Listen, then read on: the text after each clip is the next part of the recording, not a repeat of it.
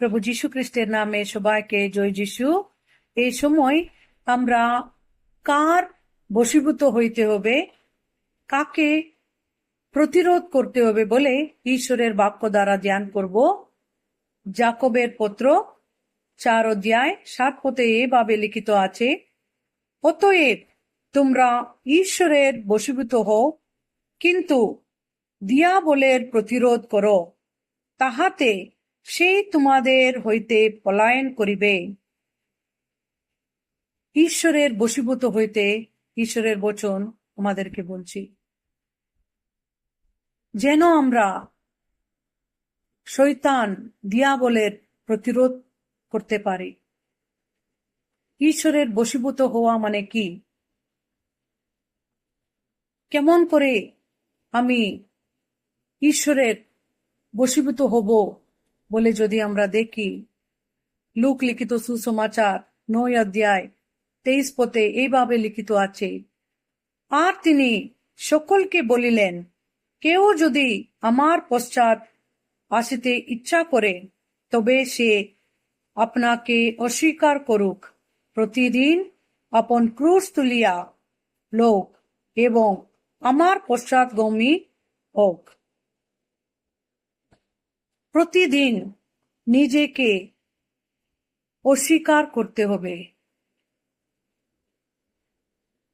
ঈশ্বরের পশ্চাৎগামী হইতে হবে, তাহার বাক্য অনুসারে আমরা চলতে হবে। এটাই ঈশ্বরের বশীভূত হওয়া মানে। নিজের পাপ অভিলাষাকে প্রতিদিন আমরা অস্বীকার করতে হবে। আমাদের অনেক রকমের চিন্তা ভাবনা থাকতে পারে, এইভাবে থাকবো ওইভাবে থাকবো বলে, কিন্তু যখন আমরা ঈশ্বরের বশীভূত হব, ঈশ্বরের পশ্চাৎ গমন করতে ইচ্ছা করব, আমরা নিজের ইচ্ছার মতো চলতে পারবো না। ঈশ্বরের ইচ্ছা অনুসারে আমাদেরকে চলতে হবে।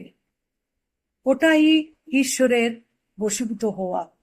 যখন আমরা ঈশ্বরের বশীভূত হয়ে চলব, শয়তান দিয়াবল আমাদেরকে গ্রাস করতে গর্জনকারী সিংহের ন্যায় ঘুরে বেড়ায় বলে আমরা ঈশ্বরের বাক্যতে দেখছি। 1 পিতর 5 অধ্যায় যদি 8 পদে যদি আমরা দেখি, তোমরা প্রবুদ্ধ হও, জাগিয়া থাকো, তোমাদের বিপক্ষ দিয়াবল গর্জনকারী সিংহের ন্যায় কাহাকে গ্রাস করিবে তাহার অন্বেষণ করিয়া বেড়াইতেছে। গর্জনকারী সিংহের ন্যায় আমাদের বিপক্ষ দিয়াবল শয়তান অপেক্ষায় আছে, কাকে গ্রাস করব বলে ঘুরে বেড়াচ্ছে। সেই সময় যখন আমরা ঈশ্বরের বশীভূত হয়ে তাহার পথে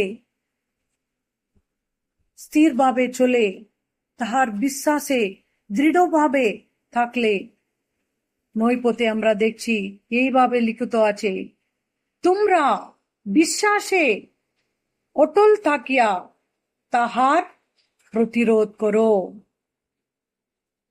আমরা দিয়াবল শয়তানকে প্রতিরোধ করার জন্য আমাদের মধ্যে অটল বিশ্বাসের দরকার আছে। আমরা যখন ঈশ্বরের বশীভূত হয়ে চলব, দিন দিন তাহার বিশ্বাসে বাড়তে তিনি সাহায্য করিবেন। সেই বিশ্বাস দ্বারা আমরা সেই দিয়াবল শয়তানকে প্রতিরোধ করতে পারব।